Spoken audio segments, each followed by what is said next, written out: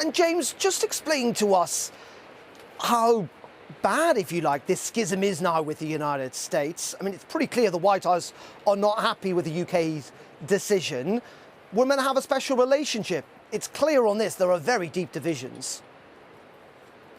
Well, look, there's a difference of approach around the issue of recognition of Palestine, but we've been working really closely with the US in terms of trying to get a ceasefire, in terms of trying to get the hostages out of Gaza, and that working together with the US is critical, along with other countries in the region and around the world. So, I think what we're all focused on here is getting that ceasefire, getting the hostages out, and in terms of what the UK has done, along with Canada, Australia, France and other countries, is underscore how important for us a two-state solution is to a lasting peace, because having a Palestinian state alongside a safe and secure Israel is what we believe is essential for a lasting peace and lasting security for Israelis and Palestinians.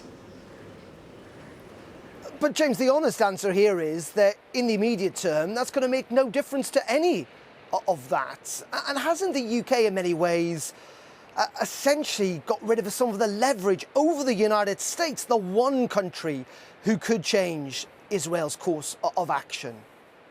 Well, we think the right course of action is to keep that hope, that promise of a two-state solution alive. And look, it's not just the UK who has taken this decision. We've been joined by other countries, Canada, Australia, France and others, who have all decided that actually a two-state solution is critical to long-term peace in the region. We need a ceasefire, we need the hostages to get out, and then we need to get on a path towards a two-state solution. And that's why we've done this. James, lots of people may well agree that a two-state solution is the way to essentially solve this long-running issue. But my point to you is the UK's decision to recognise a Palestinian state makes no difference to that, does it? Well, I think if we've taken this decision as we have, alongside a number of other countries, it's clear that there is a consensus amongst more and more countries around the importance of a two-state solution and about using the recognition of a Palestinian state as part of that process. And if you look at the wider impact of our recognition, we've been able to work with Arab nations in the region, and they are now in a position where members where those countries have come out and distanced themselves from Hamas, agreed with us that Hamas must have no future in the running of Gaza. And that consensus, that building of an international agreement around the fact that Gaza must not be run by Hamas in the future, that, as we believe, Hamas is a brutal terrorist organization that must unconditionally release the hostages and disarm, that's crucial for peace in the long term too. Jim, just finally on this though, how is this in the UK's national interest? It might be, from the UK government's point of view, from others' point of view, the right thing to do, but is it in our national interest? Because to date, all it seemed to have done in the last 24 hours is damage our relationship with two allies, with Israel and the United States. Is this genuinely in the national interest?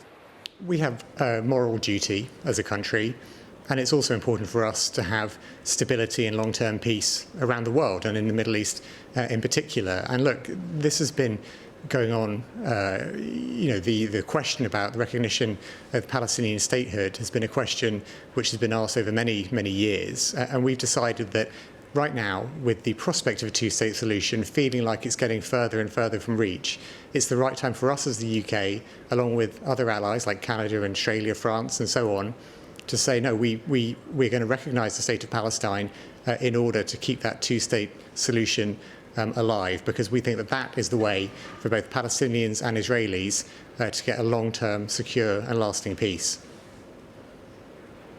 OK, James, while we've got you, just a couple of more other questions, if I may. Let's talk about Nigel Farage and his announcement today when it comes to migration. Let's be frank about this. We didn't get lots of detail. It's pretty eye-catching, and I suspect it might be quite popular. In the end, though, Reform do seem to be coming up with ideas that are resonating with the British public. Labour don't really seem to counter to many of these ideas, do they? Well, the ideas that Reform have come up with today fell apart within a few minutes. I think what people across Britain want is an actual solution to the issues of high migration and illegal migration. People want practical solutions that gets those numbers down. And what Reform have said today may have got the headlines this morning, but it fell apart within minutes. I think all the data it was based on was then proven to be incorrect.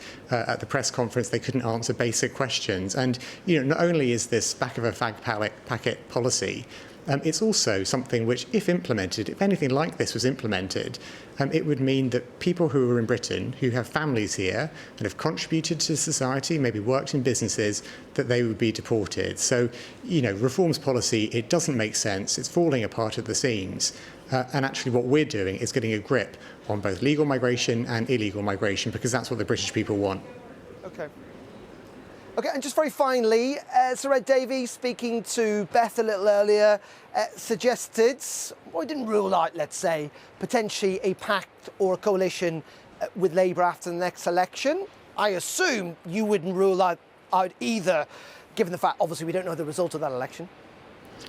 I mean, to say we don't know the result of that election is to put it mildly. It's 4 years away, or whatever. Look, we've got a large majority at the moment. We're delivering for the British people, and we're going to go into the next general election, pointing at what we've done in the first Parliament, and I suspect saying we need longer to continue and complete the job, because we know that the state that we found the country in when we won the election last year was in such a position that it's not challenges that we can address within one parliament. So what we've started now is a decade of national renewal, investing in our future, and at the next general election we will say to people, look, this is the job that we started.